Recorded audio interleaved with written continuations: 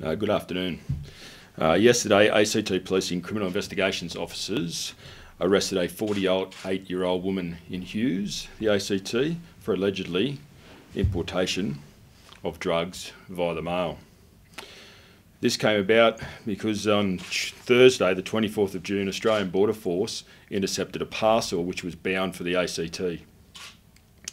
Our AFP Forensic officers deconstructed that parcel and confirmed that it contained a kilo of an illegal substance known as GBL.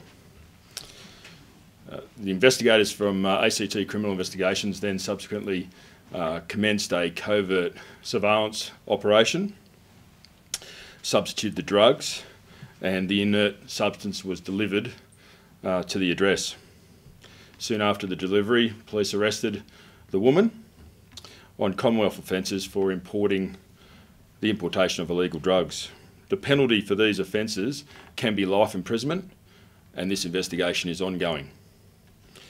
This importation and its subsequent possible distribution could have had a significant impact on our community, given that police usually see this drug used in date rapes, in sexual assault victims, and predominantly on unsuspecting victims. I urge anyone with information in relation to the supply of and distribution of drugs in the ACT to contact Crime Stoppers. Information can be provided anonymously. Happy to take any questions. A kilo, is sort of a bit smaller than what we might normally see in a drug haul. How potent is GBL? It's very potent. It has significant effects on people that use it. The other thing with GBL is it's predominantly mixed with alcohol, like I said, used in date rape scenarios, but getting the combination right is extremely important. If you get it wrong just by the smallest amount, it can have lethal consequences.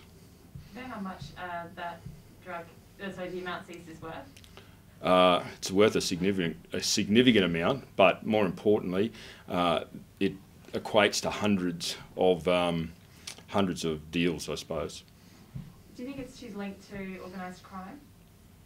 I think the importation of drugs is definitely linked to organised crime, and it's something that in the ACT we're committed to investigating, specifically anything that's coming through the post. We've got very good partnerships with the Australian Border Force, Australia Post, and it's something that certainly it's a focus for us at the moment. Was that parcel picked up during screening, or you sort of knew it was on the way to Australia?